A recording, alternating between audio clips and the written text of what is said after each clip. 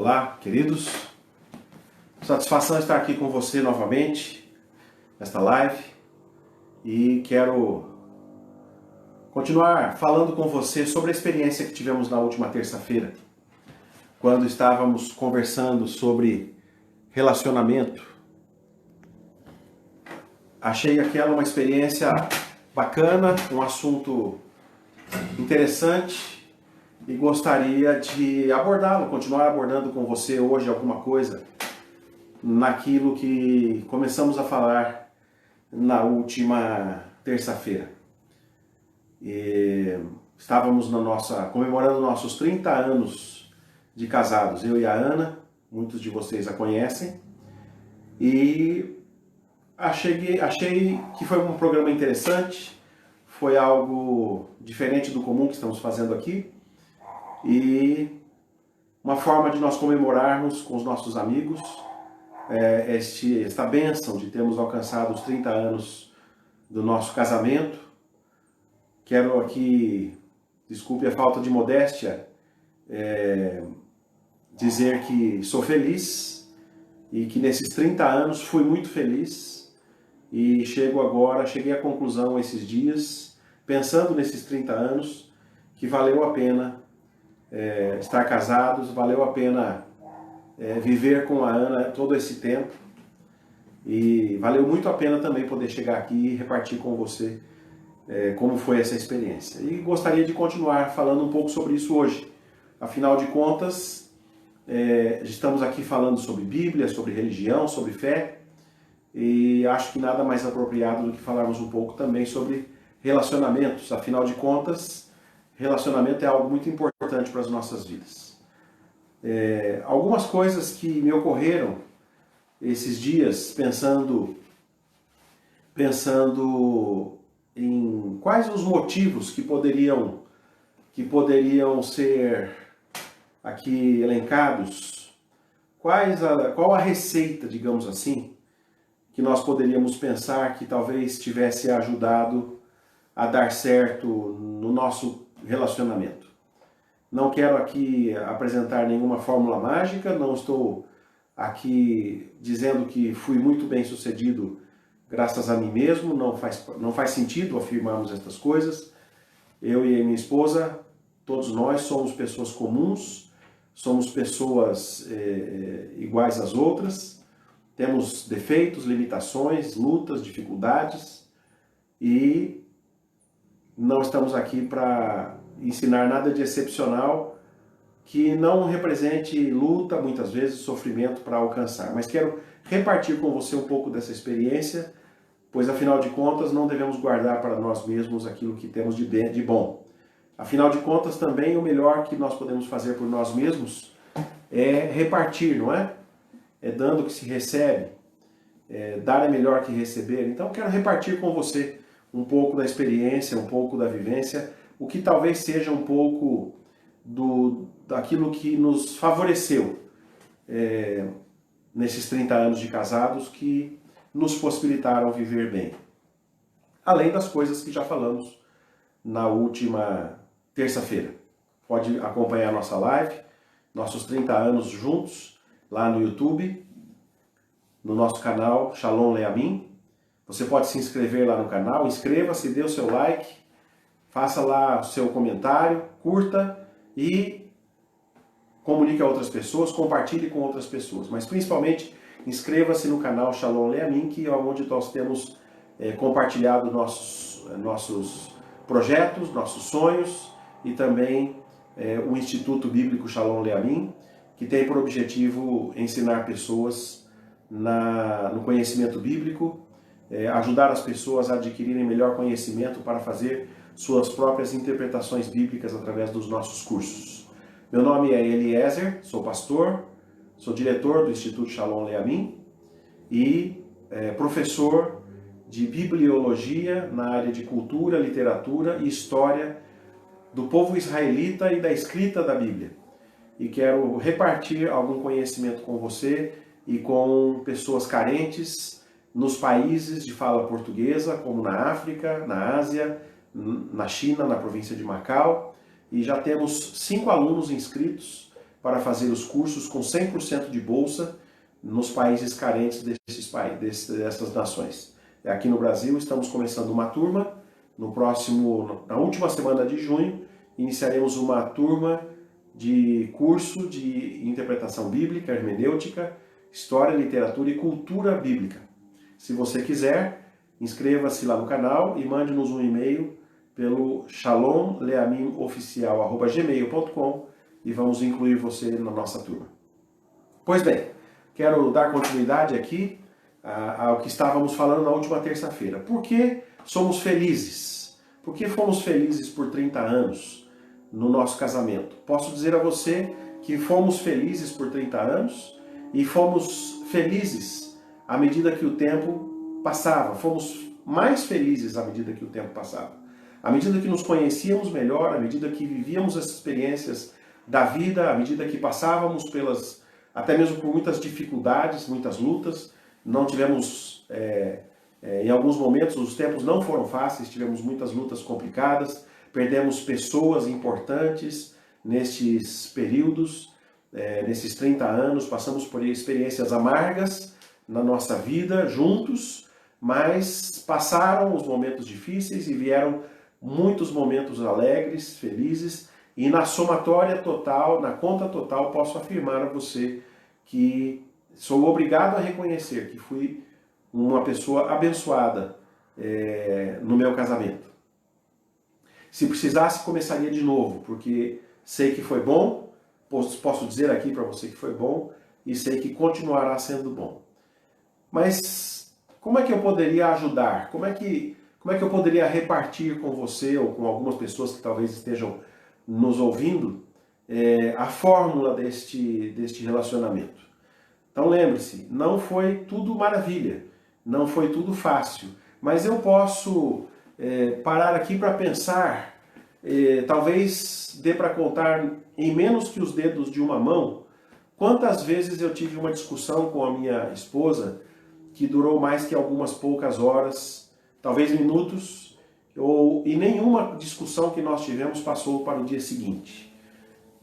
Todas as vezes que entramos em alguma discussão, em alguma disputa, em alguma crise, sentamos, conversamos muito francamente um com o outro, muito claramente. Algumas vezes acabamos rindo juntos por descobrir que o problema nasceu de uma falha de comunicação, de uma afirmação mal colocada. Mas sempre discutimos nossos problemas muito francamente, de maneira muito transparente e sempre pensando no bem do outro.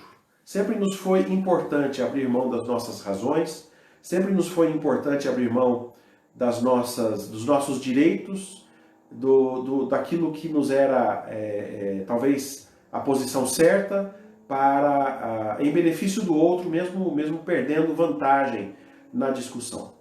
O que eu posso dizer para você? Que esse tipo de atitude esfria toda a contenda. Como a Bíblia nos ensina, no livro de Provérbios, a resposta branda desvia o furor.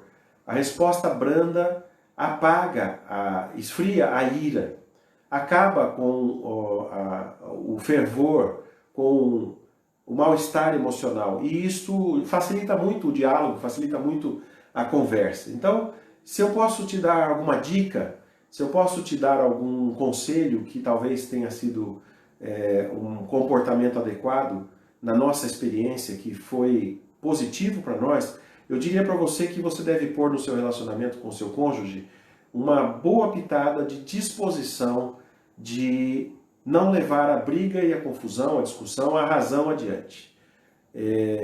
Um evento que foi muito comum nestes nossos 30 anos de relacionamento foi a disposição de ambas as partes de descer do salto, de descer da razão e abrir mão dos direitos, abrir mão das vantagens, abrir mão da razão para beneficiar o outro, para dar ao outro a melhor posição e o senso de vitória, digamos assim.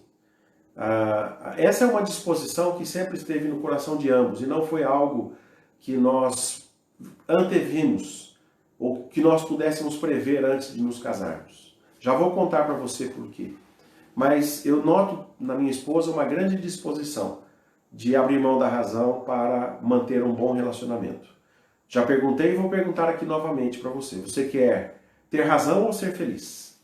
Você precisa buscar a resposta para você dentro dessas duas possibilidades. Nem sempre ser feliz depende de ter razão. Então, nós precisamos compreender isso e isso vai nos ajudar a acertar em muitos momentos da nossa história e dos nossos relacionamentos. Muito bem. Então, além de abrir mão, de descer do salto, de não fazer valer o teu direito, a tua razão e os teus argumentos e deixar perder, muitas vezes, a discussão para beneficiar e dar razão ao seu cônjuge, também é muito importante que você coloque as coisas no seu devido lugar.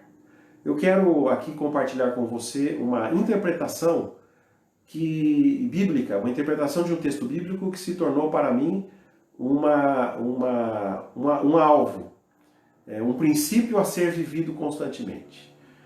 Quando estudo a história de Adão e Eva, interprete você a história de Adão e Eva como quiser. Alguns acham que é uma história no padrão científico, no padrão fato acontecido. Algumas pessoas pensam, acham, creem que a história que nós temos ali na narrativa de Gênesis, capítulos 1, 2 e 3, é uma história real de como foi verdadeiramente, de como ocorreram verdadeiramente os fatos. E outras pessoas acham que aquilo é uma narrativa folclórica, uma parábola que foi escrita no livro de Gênesis para explicar como foi a origem de todas as coisas. E quando nós lemos o livro de Gênesis, nós automaticamente concluímos que o paraíso deveria ser algo maravilhoso. E que aqui, cá para nós homens, Eva deveria ser uma mulher maravilhosa. Ela era perfeita. Ela não engordava, ela não envelhecia, ela não era adolescente, ela era uma mulher adulta que estava sempre jovem e com certeza deve ser a mulher mais bonita que já pisou sobre a terra, porque nunca tinha feito nada de errado, nunca tinha sofrido nenhum problema, não é verdade? Eu imagino Eva antes de pecar. Se as mulheres de hoje já são bonitas, imagina Eva antes de pecar, não é verdade? Então, eu imagino, e todos nós imaginamos, que o paraíso deveria ser algo muito especial e a convivência deste casal deveria ser algo maravilhoso. Mas nós temos que considerar que na tradição bíblica, na forma como a Bíblia nos apresenta, ali não havia pai e mãe, ali não havia filhos, ali não havia emprego, patrão, ali não havia governo, ali não havia nem sequer igreja. Ali havia um homem e uma mulher, feitos um para o outro, e ali havia também a relação com a criação e a relação com a divindade, o Criador. O ser humano tinha um papel importante neste ambiente da criação. O ser humano não foi feito apenas para curtir as frutas e prazeres do paraíso. A Bíblia nos ensina que Deus deu ao ser humano autoridade no paraíso, para cultivar a terra, para guardar a terra, para proteger a terra, para fazê-la próspera. O homem teve o papel, o ser humano recebeu o papel de dar nome aos animais. No livro de Gênesis nós encontramos essa tarefa dada pelo Criador ao ser humano. O que significa que o ser humano teve uma participação importantíssima ainda na fase da criação, pois os nomes da Bíblia designam os papéis, a razão de existência, o porquê da vida sobre a terra. Um nome era um símbolo da sua responsabilidade. Então, quando Adão dá nome aos animais, ele está, na verdade, estabelecendo a função dos animais. E olha que interessante, quando você olha para um animal, observe como ele realmente se parece com o nome que ele foi designado, não é? Parece que a palavra leão cai muito bem para os leões. E há alguma sabedoria nisso. Então o ser humano não estava à toa no paraíso, simplesmente desfrutando de um grande paraíso de férias. Ele estava a trabalho no paraíso. Ele estava cultivando aquelas sementes e aqueles produtos da terra que não brotam sozinho, como o milho, feijão, arroz, que deveriam ser plantados, e outras coisas mais. Enfim, estou aqui especulando sobre algumas possibilidades. Mas o que nós temos é que Adão deve ter sido criado, segundo nós encontramos e entendemos na narrativa de Gênesis, com aproximadamente 30 anos. E Eva também.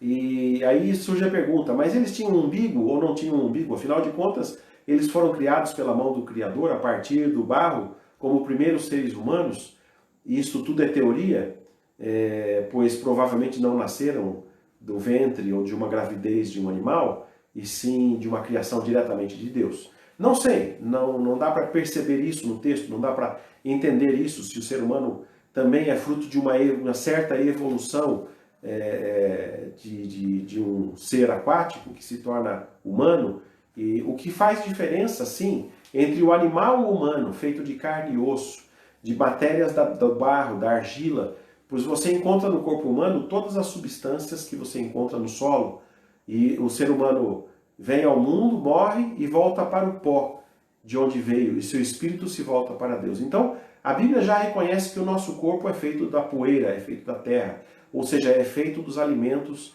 dos elementos que se encontram na natureza, água, solo, minerais. E tanto é assim que quando você se alimenta dos produtos da terra, você aumenta o seu corpo na fase de crescimento.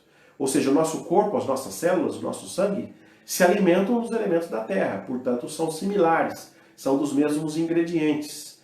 Agora, o que faz diferença? O que faz diferença na criação é que o ser humano foi criado à imagem e semelhança de Deus, não por ser corpo como nós somos, cujas unhas crescem, cujo cabelo cresce, e o corpo até envelhece. Por isso, o Espírito de Deus não envelhece.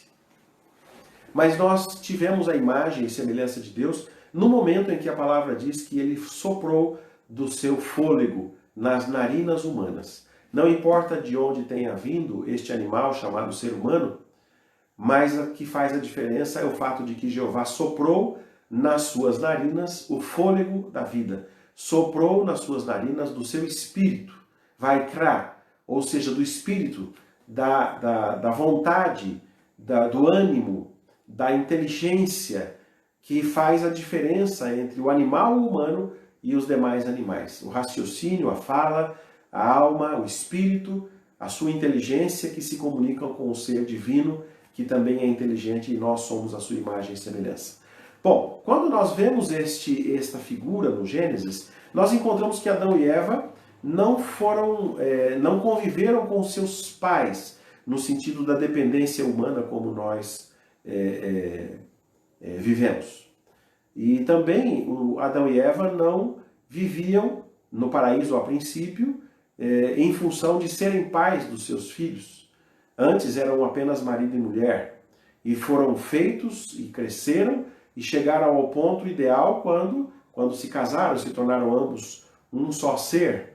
Olha só que interessante. Deus fez um ser humano, do próprio ser humano que ele havia feito, ele tirou uma porção, uma célula, um lado, e a partir dali criou a parte feminina, ou trouxe a ele a existência da sua parte feminina, ou separou o macho e fêmea, o masculino e o feminino, e juntou essas duas partes que ele havia separado através do casamento, que tem o sentido da ligação de alma. Vejam bem, casamento na Bíblia tem o sentido de ligação de alma, não apenas de junção carnal. O que nós vemos ali? Nós vemos que a grande sociedade feita entre humanos antes do pecado era o casamento. Ou seja, Jeová criou o ser humano, macho e fêmea, e os colocou juntos, ou seja, diante um do outro, para cumprirem sua função de governar a terra. E ali não havia os pais, os avós, também não havia os filhos, também não havia o patrão, não havia o emprego, a empresa, não havia o governo, não havia a igreja. Havia apenas Adão e Eva representando a humanidade na sua relação direta com o Jeová, com o Criador, cuidando da sua criação e desempenhando as suas responsabilidades sobre a terra. Pois bem, vamos fazer um paralelo entre toda essa história que nós encontramos em Gênesis com a nossa vida na atual sociedade. Nós temos muitas pessoas à nossa volta. Nós temos patrões, nós temos governo, nós temos professores, médicos, nós temos os nossos pais, que mesmo depois que casamos, muitos de nós, a maior parte de nós, convive ainda nesta relação com os pais por algumas décadas antes que eles morram. Até, infelizmente, em alguns momentos, os filhos até morrem antes dos pais, mesmo depois de casados, não é? E no meio disso nós geramos nossos filhos, nós os criamos, e nem sempre esses filhos conseguem assumir as suas próprias vidas, suas responsabilidades e ir embora no momento certo, quando atingem a idade adulta. Muitas vezes permanecem conosco ainda por muitos anos, interferindo e interagindo na relação. Muitos de nós temos os nossos pais, depois de casados, trazemos os nossos pais por necessidade ou por questão afetiva, para morar dentro de nossas casas. E olha só que interessante, ao observar a vida dos meus amigos, dos meus colegas de trabalho, na igreja, na rua e em qualquer lugar, observo que muitos dos nossos amigos, observe vocês também, muitos dos nossos amigos têm uma relação social mais amigável com seus patrões e colegas de trabalho do que com suas esposas e maridos, não é verdade? Algumas pessoas têm amigos melhores que seus cônjuges. Mas o que nós vemos no sucesso de Adão e Eva é que só estavam os dois, e a única relação social que eles tinham, além de um com o outro, era com o Criador.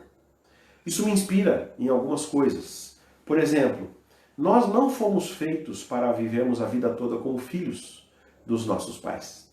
Porque a relação de filhos e pais acaba quando os pais falecem.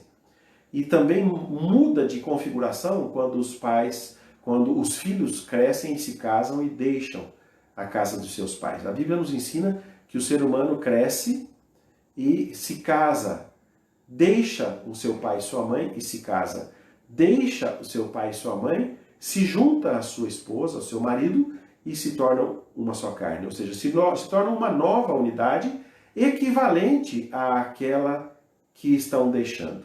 A Bíblia coloca esses dois momentos de maneira muito distinta. Há um momento em que se é filho, se está na casa do pai. Mas há um momento que a Bíblia ensina que o ser humano deve deixar a casa do seu pai, da sua mãe, unir-se à sua esposa e tornarem-se ambos uma só alma, uma só ligação. Então, o que a Bíblia está nos ensinando ali, e ali na Bíblia mesmo, no Gênesis, isso é trocado em palavras muito claras, é que há um momento de ser filho, mas esse momento acaba. E aí vem o momento de ser cônjuge. E ali não está escrito de ser família e de ser pai e de ser avô e de ser tio ou de ser qualquer outra coisa. A primeira relação que nós temos é a relação com os nossos pais. E a segunda relação que nós temos na vida é a relação conjugal. E a Bíblia só nos fala desses dois momentos antes do pecado. Então, se a sociedade era perfeita no paraíso, nós estamos falando que ela era perfeita levando em consideração a importância da relação conjugal. A relação conjugal é a grande relação alvo da existência humana. Ou seja, você não precisa ser bem-sucedido em ser filho.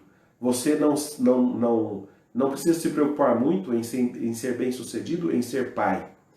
Antes de tudo, ou mãe, antes de tudo você precisa se preocupar em ser bem-sucedido como marido e mulher, como cônjuge. O que nós podemos ver, e se fizer alguns estudos na sociedade atual, você vai notar que a grande dificuldade das famílias hoje não está entre os filhos, na relação pais e filhos, filhos e pais, não está na relação com os avós ou com os tios. A grande luta hoje está nos casamentos. Bons casamentos acabam constituindo, consequentemente, boas famílias.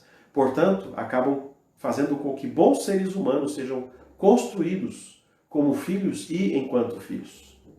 Então, uma das coisas que eu posso dizer para você, que foi uma experiência marcante na nossa história, minha e da Ana como casal, é que ambos, desde o início, desde antes de nos casar, e coincidentemente nos encontramos com este mesmo valor, já tínhamos o propósito de, ao nos casarmos, romper com a relação paternal da nossa origem. Já era desejo do nosso coração, já era importante para nossos valores deixar a relação com nossos pais para priorizar a relação entre nós, como cônjuges. Já tínhamos a importância, já víamos a importância de priorizar o cônjuge. Já víamos a importância de priorizar um ao outro. Obviamente, não tínhamos o objetivo de abandonar nossos pais e não o fizemos. Ainda tenho os cuidados com a minha mãe, que está com 81 anos. E ainda hoje precisa de muitos cuidados. Eventualmente poderá ser necessário trazê-la para morar conosco. E será muito bem tratada, não será abandonada. Não devemos abandonar os nossos pais, devemos honrar os nossos pais e cuidar deles. Por pior que tenha sido a sua relação com seus pais, a Bíblia te manda honrar seus pais. Façam, porque quem honra a autoridade receberá a honra dos seus subordinados. Nós honramos os nossos pais enquanto estivemos na sua casa. Mas a partir do momento em que decidimos nos casar e decidimos, por obediência, sob obediência também, que deveríamos casar entre nós, nós já tínhamos no nosso coração assentado que a partir do momento em que nos casássemos, a relação principal deixava de ser a relação filial para ser a relação conjugal. E aí então deixamos pai e mãe, nos juntamos um ao outro e nos tornamos ambos um só propósito, uma só alma, uma só carne. Então, além de ter uma dose especial de capacidade para perdoar, relevar e deixar de olhar para as dificuldades da outra pessoa com a qual você convive, coisas das quais já falamos na live anterior, da última terça-feira, também temos que lembrar a você a importância de colocar cada coisa no seu lugar. A relação mais importante para a qual você e eu fomos criados não é ser pai, não é ser mãe, não é ser filho a vida toda. A coisa mais importante da sua vida não é ser um profissional bem-sucedido, bem capacitado. O elemento mais importante da sua vida não é ser um bom soldado ou um bom cidadão. A coisa mais importante para a qual você deve se preparar para viver o resto de sua vida é ser um cônjuge que desempenha adequadamente o seu papel. Isso depende de ter uma alma boa, isso depende de ter um coração bem construído, emoções equilibradas, uma mente saudável, um espírito saudável, atitudes e disposições de alma corretas para beneficiar o outro. Nós temos que aprender, quando pensamos em nos casar, que uma das coisas mais importantes a fazer é beneficiar o seu parceiro, sua parceira, e não tomar benefícios dele ou dela. Porque beneficiando o seu parceiro ou sua parceira, você causará um constrangimento de retorno.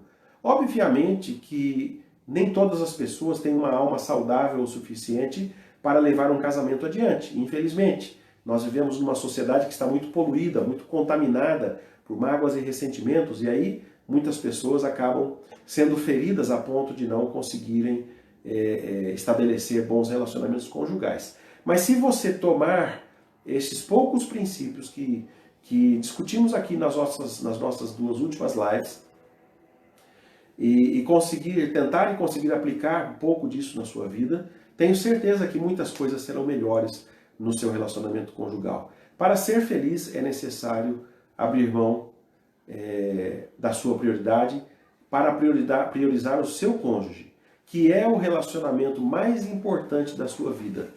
Para o resto de sua vida, é mais importante que ser pai, é mais importante que ser filho, é mais importante que ser funcionário, é mais importante que ser cidadão, é mais importante que qualquer outra coisa. Um dia seus pais falecerão e, se possível, tomara seja assim, antes de você.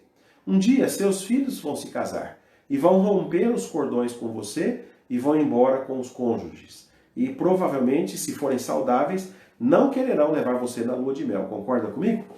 Então, entenda que o natural é que você deixe pai e mãe, que você se case, constitua uma boa relação, cresça nessa relação, gere seus filhos ou não, se for o caso, mas gerando seus filhos, você os crie e os envie e os empurre para fora do seu ninho para que se casem e sejam felizes. Deixe seus filhos irem, deixe seus filhos cortarem relação com você. Crie seus filhos para fora e não para dentro. E priorize a volta a uma relação íntima e saudável com o seu cônjuge. Planeje viver muitos anos, planeje envelhecer com o seu cônjuge, porque um dia você não terá mais seus filhos à sua volta, pois eles estarão cuidando das próprias vidas. Você não terá mais os seus pais para estarem perto de você, de quem você terá a responsabilidade de cuidar, porque eles terão falecido antes de você. Você não terá mais os seus patrões, porque você não terá mais forças para trabalhar. Você não terá provavelmente muitos amigos, porque eles vão falecer ao longo do tempo, vão envelhecer e vão se afastar e a vida vai mudando. A única pessoa com a qual você vai envelhecer e conviver de maneira livre, de maneira tranquila e deveria ser de maneira confiante, é o seu cônjuge. Imagine você que muito poucas pessoas têm paciência para viver com velhos. Velhos têm suas limitações, seu tempo, suas manias, seu espaço, suas maneiras de ser e fazer, e também querem preservar amigos com os mesmos valores, conceitos, com a mesma capacidade física, vivendo no tempo de acordo com as suas possibilidades. Os velhos gostam de descansar um pouco mais, gostam de se recolher mais cedo, não é? A aventura da vida é para os jovens. E aí, então, se você tiver que conviver com jovens, você vai ficar cansado da movimentação, da correria, né? Filhos e netos vivendo na mesma casa, muitas vezes, cansam os idosos. Mas a única pessoa com a qual você realmente gostaria de conviver na sua velhice é com uma pessoa ao seu lado com a qual você construiu uma vida e em quem você confia, que confia em você, pois te conhece intimamente. Tudo mais vai passar. E se um dia, infelizmente, o seu cônjuge vier a falecer, você não terá o direito de ter outros pais. Não terá, provavelmente, a possibilidade de ter novos filhos. Não terá muitos novos amigos, se você estiver com um pouco mais de idade. Você não vai buscar muitas aventuras na vida a partir de uma certa idade, mas uma coisa que você poderia restaurar na sua vida, mesmo passando pelo infortúnio de se tornar viúvo, é um novo casamento. Você ainda terá o direito de se casar com uma nova pessoa e continuar sendo feliz. Basta ter uma alta disposição de perdoar, de olhar para frente e de continuar a vida, pois a vida é boa quando nós sabemos vivê-la. Siga-nos no nosso canal, inscreva-se no canal Shalom Leamin, dê a sua opinião, dê o seu like, coloque ali suas referências, discuta conosco aqueles assuntos e você estará conosco edificando muitas pessoas. Foi um prazer falar com você, Deus possa abençoar a sua vida.